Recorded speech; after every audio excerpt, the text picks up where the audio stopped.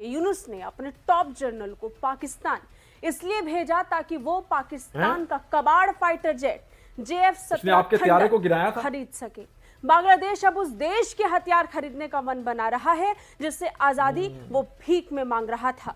उसी पाकिस्तान के हथियारों को खरीदने का मन बांग्लादेश बना रहा है। इंडियन कह रहे हैं कि कबाड़ फाइटर जेट 17 को कबाड़ कह रहे हैं। Well done, clapping. ये इंडियन कह रहे हैं, इंडियन मीडिया कह रहा है, लेकिन ये भूल गए हैं, ये तारीख को भूल जाते हैं, इतिहास को भूल जाते हैं, और इनको भूल गया है कि जो अभिनंदन का तैयारा गिराया था वो इसी कबाड़ फाइटर जेट ने गिराया था। अभिनंदन को नीचे, आसमान से नीचे जमीन पर गिराया, फिर फंटेस्टिंग टी तक का जो सफर था वो सबको याद है ना। वो इसी JF-17 फाइटर जेट ने सब कमाल कर दिखाया था। 2019 की बात है, और बांग्लादेश की आर्मी के जनरल का पाकिस्तान में जाना, वो असल में ये सारे का सारा ये जलन है, ये तकलीफ है, यही मसला है, और कुछ नहीं लग रहा भाई। अस्सलाम वालेकुम दोस्तों, मैं हूं एहसान खान और आप देख रहे हैं यूट्यूब चैनल एहसान रिएक्शन विद एहसान।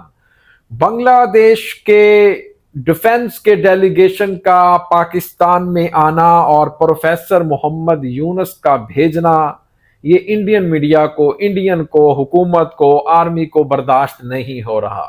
साफ बात तो ये है, उनके सीने के ऊपर आग लगी हुई है, जल रही है आग, तकलीफ में मुब्तला है, रात को नींद नहीं आती, दिन में उनको चैन नहीं है, सुकून नहीं कि आखिर ये बांग्लादेश के जो डेलीगेशन है आर्मी का, जो जर्नल्स हैं, वो क्यों चले गए पाकिस्तान में, तो जाकर ये बड़ी बड़ी डील कर लेंगे, हमें खतरा हो जाएगा।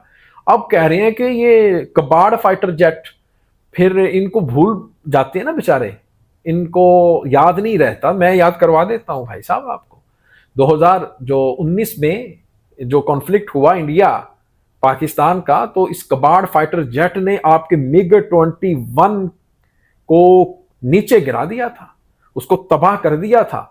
और ना सिर्फ आपके MiG-21 को, इस कबाड़ फाइटर जेट जिसको आप कबाड़ कह रहे हैं, JF-17 फाइटर जेट ने आपके MiG-21 को नीचे गिराया, बल्कि अभिनंदन को भी नीचे गिराया। तो फिर कबाड़ कौन हुआ, MiG-21 हुआ या JF-17 फाइटर जेट हुआ? बताओ भाई, बताओ, आपने कमेंट सेक्शन में बताना है। तो इनकी आंख को हमने और लगाना है। आइए वीडियो देखते हैं। मुझे तो भाई मसालेदार वीडियो लग रही है, देख लेते हैं। असल में इनको तकलीफ भी तो है ना बहुत ज्यादा। आइए देखते हैं पहले वीडियो, फिर हम इसके ऊपर बात करेंगे। जनाब, वीडियो देखने से पहले चैनल को कर लें सब्सक्राइब और बेल आइकन भी प्रेस कर दें। वीडियो को ज्यादा से ज्यादा ना लाइक कर दिया करें भाई साहब, लाइक, और कमेंट सेक्शन में आप अपनी फीडबैक भी दिया करें। लें जी, वीडियो देखते हैं। 3, 2, 1 एंड क्यू।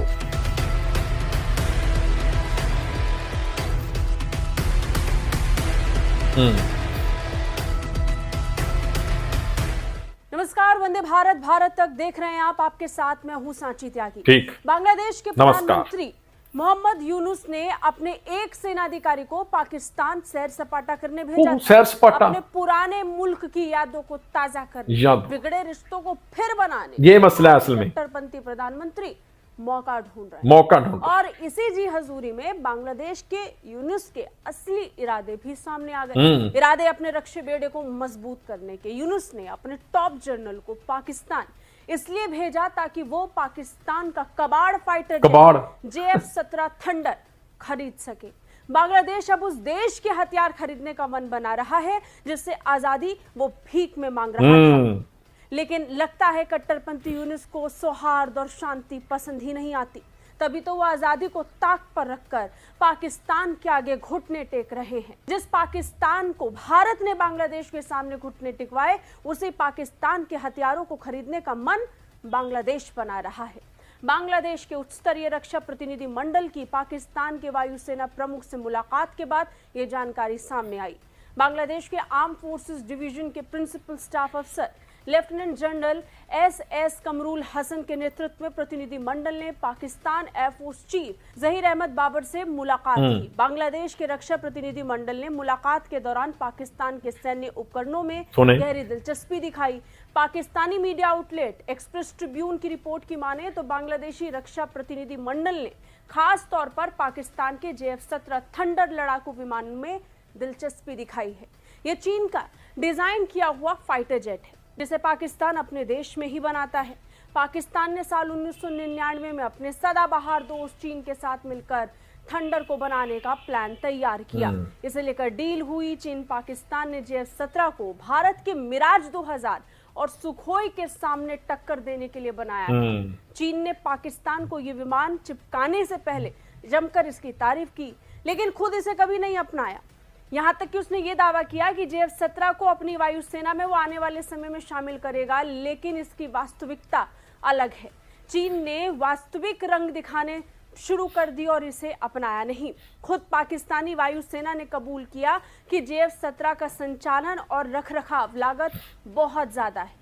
यही कारण है कि विमान को लंबे समय तक उड़ने योग्य बनाने के लिए इसके ऑपरेशनल कास्ट को कम करने की जरूरत है। मौजूदा समय तक भी पाकिस्तानी वायुसेना की फ्लीट में शामिल JF-17 लड़ाकू विमान में से ज्यादातर उड़ान भरने योग्य ही नहीं बचे। ऐसे बेकार हो चुके फाइटर जेट को खरीदकर बांग्लादेश अपनी वायुसेना की शोभा बढ़ाने का सपना देख रहा है। क्योंकि आपके सपने टूट चुके हैं। हिंदुस्तान का सपना टूट गया है। उसका तो सपना था कि पूरी जिंदगी बांग्लादेश को पाकिस्तान के साथ मिलने नहीं दिया जाएगा। उनका तो सपना ये था हमसे MiG-21 लें, तेजा लें, इस तरह के वो विमान एयरक्राफ्ट लें जो हम बांग्लादेश को दे सकें। उनका तो सपना ये था कि बस जो हम कहें शेख हसीना वो अपने मुल्क में करती जाए। उनका तो सपना ये था कि शेख हसीना सब स्टूडेंट्स को जान से मार देती, लेकिन शेख हसीना की हुकूमत बांग्लादेश में ही ताक़यामत रहती। उनका सपना तो यहां तक था कि भाई जो मोदी कहे आहिस्ता आहिस्ता बांग्लादेश को भी मर्ज कर लिया जाए।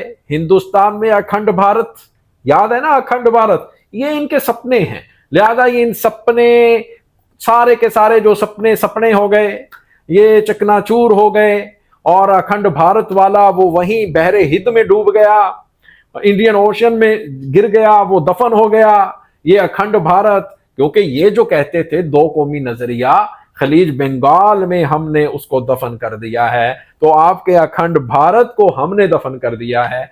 आपके खलीज बंगाल दो कौमी नजरिया तो फिर जिंदा हो गया। अल्हम्दुलिल्लाह, अल्लाह का शुक्र है। अब देखना इंशाअल्लाह एक बड़ा ब्लॉक सामने आएगा। पाकिस्तान है, उसमें बांग्लादेश है, फिर चाइना है, फिर आपको चौथा बड़ा जो पार्टनर है जो दुनिया को वेपन्स एक्सपोर्ट्स करता है, हमारा और आपका तुर्की। जी हां, तैयब उर्दवान का तुर्की, वो भी होगा। ये जो ग्रुप होगा, ये जो ब्लॉक बनने जा रहा है, ये आपको देखना तिगनी का नाच नचा देगा, दिन में धूल चटा के रख देगा।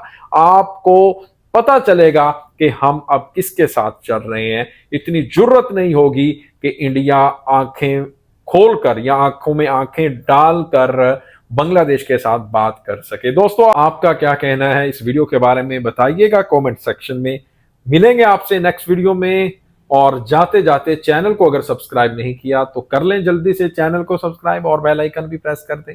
वीडियो को लाइक भी किया करें और कमेंट सेक्शन में आप अपनी फीडबैक से हमें जरूर आगाह भी किया करें।